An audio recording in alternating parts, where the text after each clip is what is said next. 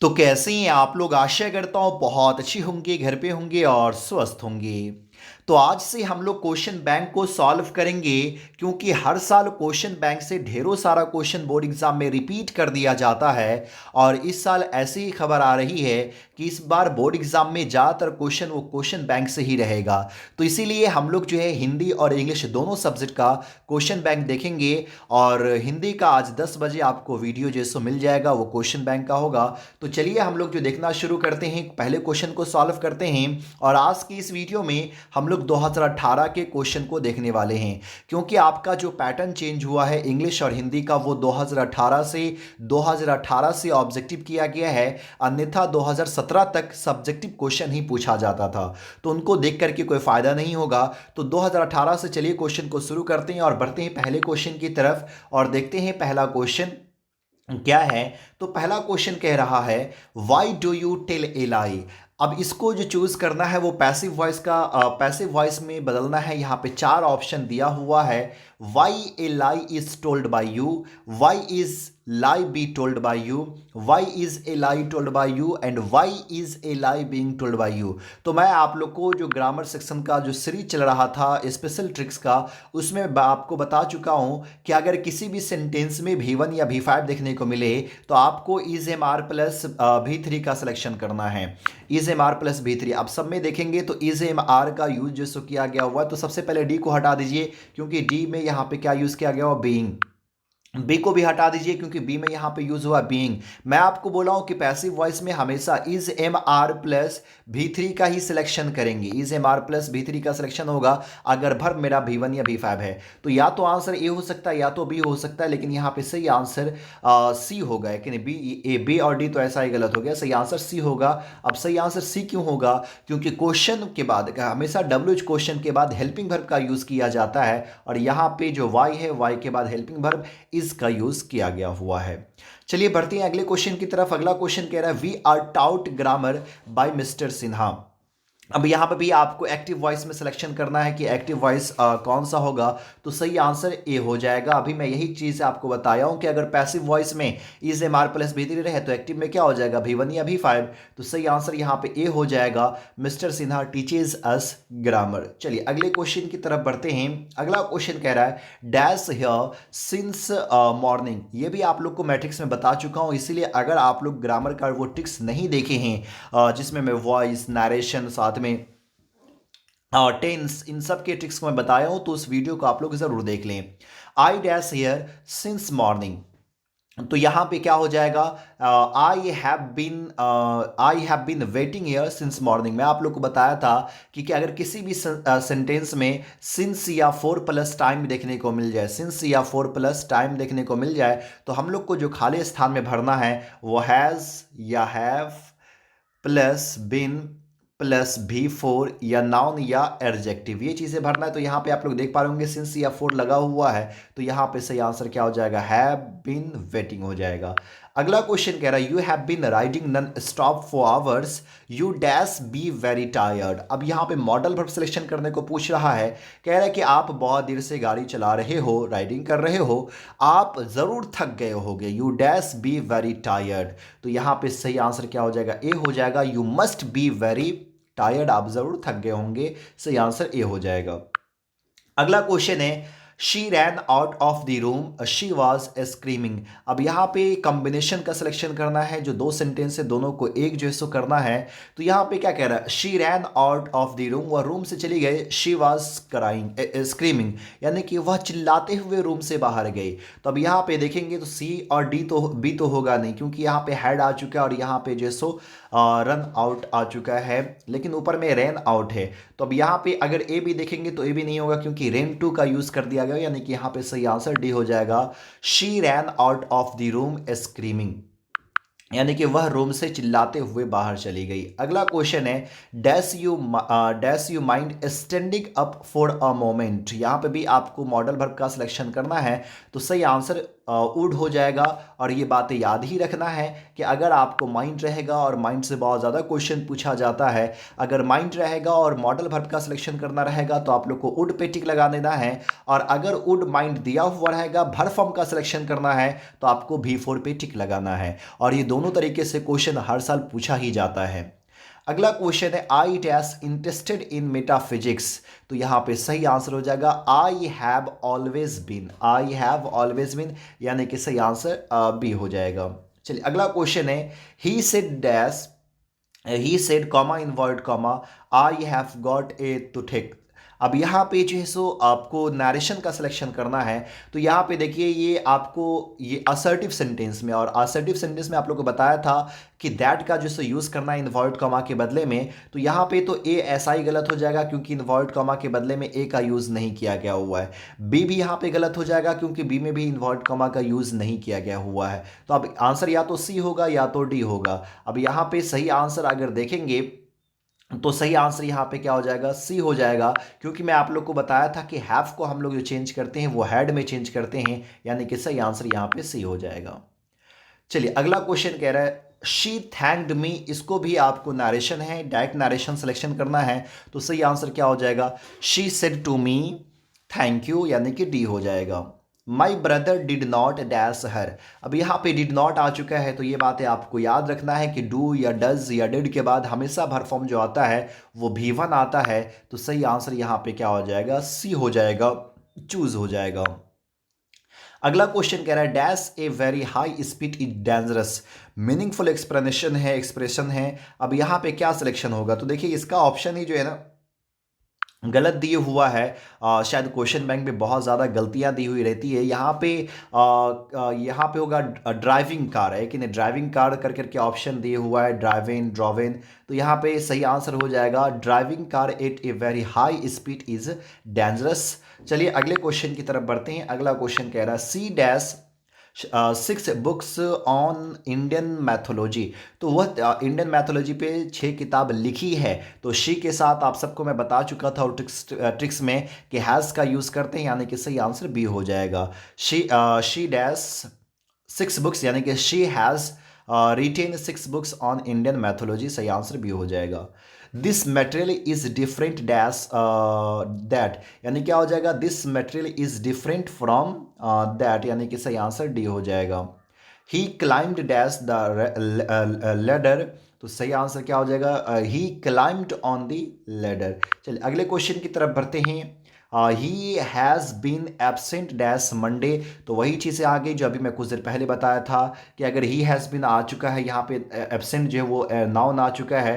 तो यहाँ पे सही आंसर क्या हो जाएगा, सिंस, क्योंकि मंडे यहाँ पे फिक्स टाइम है और सिंस या फॉर का यूज़ करना होता है। तो आप सबको मैं बता चुका था कि अगर किसी भी टाइम से समय, अगर किसी भी टाइम से नाम का पता चल जाता हो तो उसके आगे हम लोग सिंस का यूज़ करते हैं।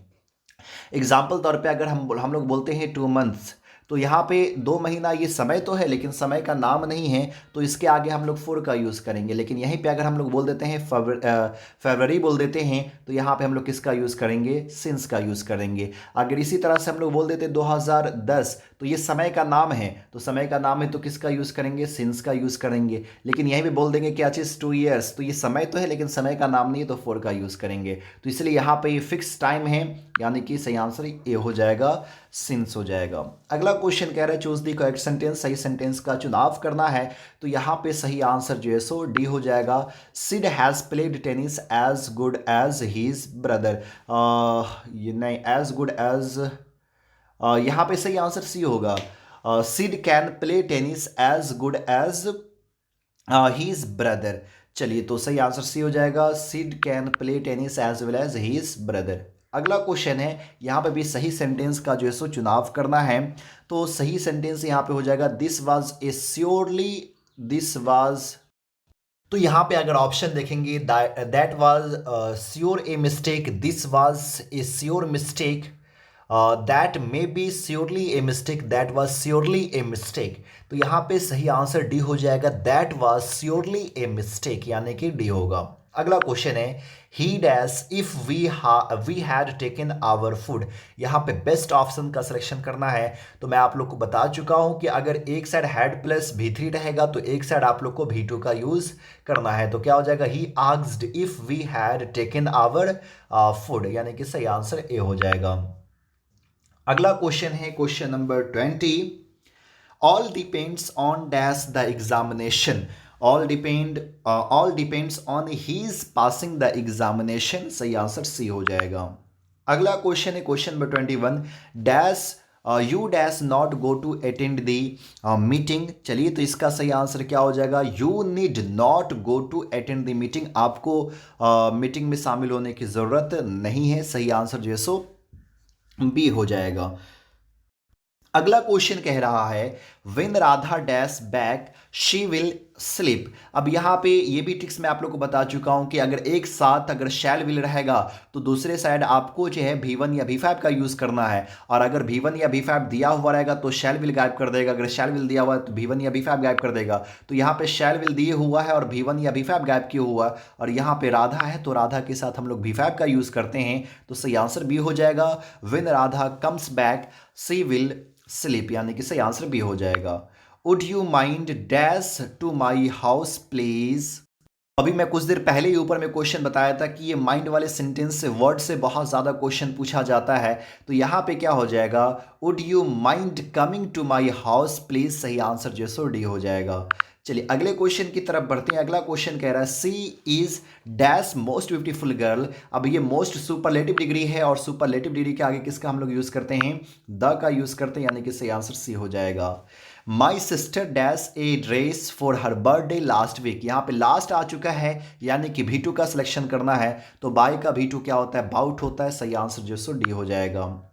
Kamlesh has been dash his house for a few days. तो अब यहाँ पे देख रहे फिर से वही चीजें आ चुका है, हैज बीन वाला यहाँ पे फॉर ए फ्यू डेज आ रहा है। तो यहाँ पे कमलेश हैज बीन रिपेयरिंग हो जाएगा, यानी कि बी हो जाएगा।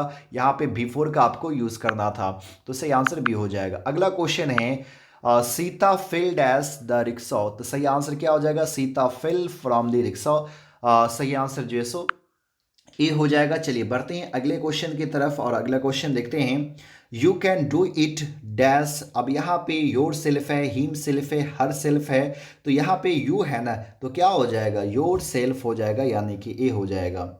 चूज द करेक्ट स्पेलिंग, यहाँ पे सही स्पेलिंग का जो है सो चुनाव करना है। तो सही आंसर यहाँ पे क्या हो जाएगा, फैमिलीज हो जाएगा, यानी कि ए हो जाएगा। चलिए अगले क्वेश्चन की तरफ बढ़ते हैं।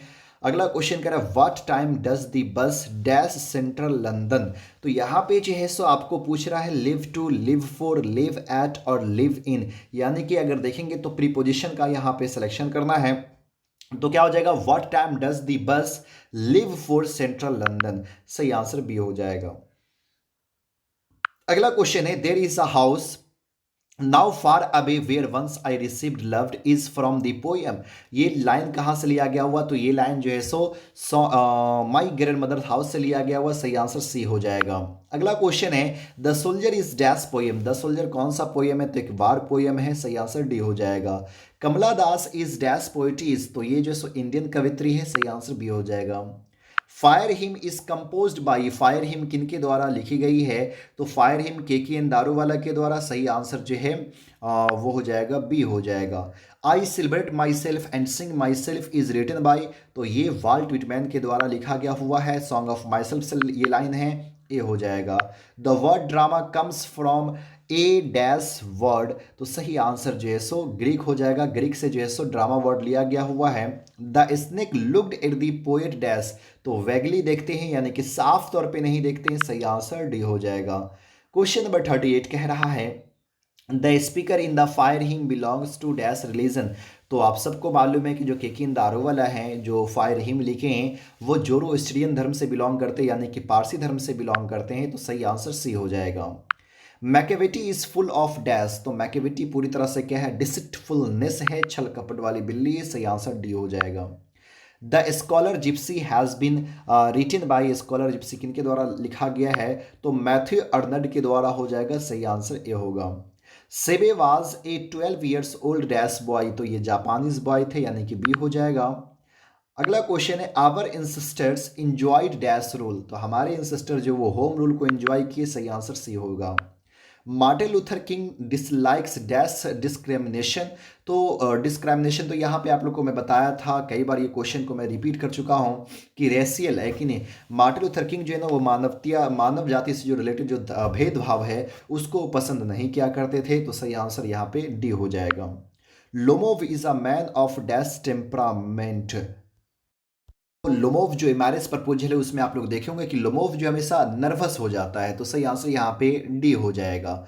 चलिए बढ़ते हैं अगले क्वेश्चन की तरफ। Bertrand Russell was a philosopher and dash, Bertrand Russell क्या है, फिलोसफर है या फिर जो है फिलोसफर के साथ साथ क्या हिस्टोरियन है, मैथमेटिशियन है, साइंटिस्ट है या जूलॉजिस्ट है। तो यहाँ पे देखिए अगर आप लोग किताब पढ़े होंगे तो आपको साफ साफ दिखा होगा, पहले ही लाइन में यूज़ किया गया हुआ है कि Bertrand Russell was a British philosopher, historian, mathematician. तो ये दोनों है, हिस्टोरियन भी है, मैथमेटिशियन भी है, लेकिन मैथमेटिशियन से ज़्यादा ये हिस्टोरियन के नाम से जाने जाते हैं, तो ए आप टिक लगा सकते हैं, अन्यथा आपका सी भी गलत नहीं है। लेकिन ऐसा ऐसा क्वेश्चन बिहार बोर्ड में पूछ दिया जाता है, आप क्या कर सकते हैं। Dash is called the father of modern novel, modern novel के फादर कौन जाने जाते हैं, तो हो जाएगा रिचर्डसन हो जाएगा, सही आंसर ए हो जाएगा। Dash are rulers of ancient Egypt, तो फैरोज जो थे वो जो भी इजिप्ट में शासन क्या करते थे उसको हम लोग फैरोज कहते थे, तो सही आंसर डी हो जाएगा। Pearl S Buck is an dash writer, Pearl S Buck कौन सी राइटर है, कहाँ की है, तो अमेरिकन राइटर है, सही आंसर जो सो ए हो जाएगा। I have a dream is a speech delivered by, I have a dream एक स्पीच है, ये किनके द्वारा ये भाषण दी गई है, तो मार्टिन लूथर किंग जूनियर के द्वारा। नानू काका वाज द नरेटर्स डैश, नानू काका नरेटर्स के क्या थे, मैटरनल अंकल, सही आंसर ए हो जाएगा।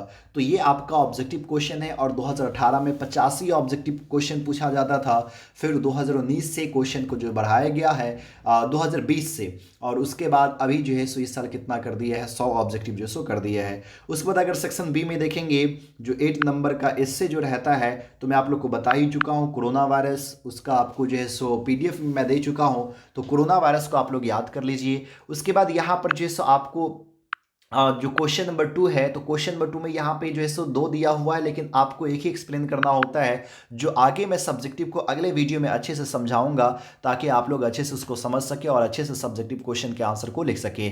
उम्मीद करता हूँ ये वीडियो आपको अच्छा लगा होगा, अगर अच्छा लगा तो प्लीज़ लाइक कीजिए, ज़्यादा से ज़्यादा शेयर कीजिए, और हमारे चैनल पर अगर पहली बार विजिट कर रहे हैं तो प्लीज़ चैनल को सब्सक्राइब कीजिए। फिर मिलते हैं अगले वीडियो में, तब तक के लिए बाय।